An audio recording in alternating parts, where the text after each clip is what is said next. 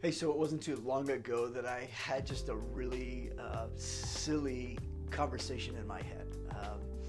I was driving down the road and wanted to eat a piece of gum because I just finished with lunch, and so I reached into the center console to pull out a pack of gum that I keep in there, and I pulled it out, and I noticed I had two pieces of gum left.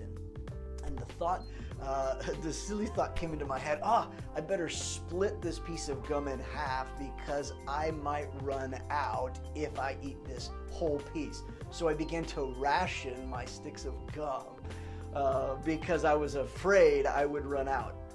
Fear makes us do some silly things, say or think silly things. And oftentimes when we're walking in fear, especially about financial things, we will make silly decisions. We'll ration things in silly ways, or we'll stop trusting God for things that really we should be trusting Him. In Matthew chapter 6, Jesus is talking to His followers, and He talks to them about how God loves the lilies of the field so much that He clothes them, that God loves the birds of the air so much that He provides food for them and He cares for them, and they don't need to worry about anything. There's a phrase that I say often in conversation, especially over text message. I'll say the phrase, no worries. I say that often, no worries, no worries, no worries. And I want to alleviate and remind people to stop worrying. I want to remind myself to stop worrying. But the reality is sometimes fear creeps in my heart and I worry about little things that I should be able to trust God with. When it comes to the area of money and provision, oftentimes you might have a scenario or experience like I did with gum. It's silly, I know, but the reality is in that moment, I really felt like God began to say, son, do you really not trust me to provide something as simple as gum if you would need it or even want it? And I felt like it was one of those just moments where I had to look at my heart and recognize that I was making decisions. I was living with a posture being completely motivated by fear. In other words, I was worrying about little things that I ultimately could trust God with.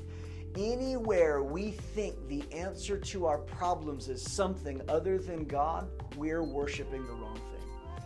And I believe that more than anything, God is after your heart. That's why in that context of Matthew 6, at the end of it, when Jesus tells his followers, don't worry about things. Your Father's going to take care of you. He loves you. He's going to be with you. He says, you can't serve two masters. Either you're going to serve God or you're going to serve money. And where your money goes, that's actually where your heart goes. In other words, what it is that gets the money priorities, that's where your heart begins to track and follow after. And I think for many people in our lives, money is a huge issue. It's a huge subject. And I believe that God has a lot to say about it. But more than anything about handling our money, I want to get to the idea and strike today to help you realize that money is really about your heart. What matters most is your heart. And your heart always follows what you do with your money. And so I think the question I would challenge you with today is just simply this. Are you living in fear or are you trusting God? Is your heart open to the Lord? If your heart is open to the Lord, your hands will be open too.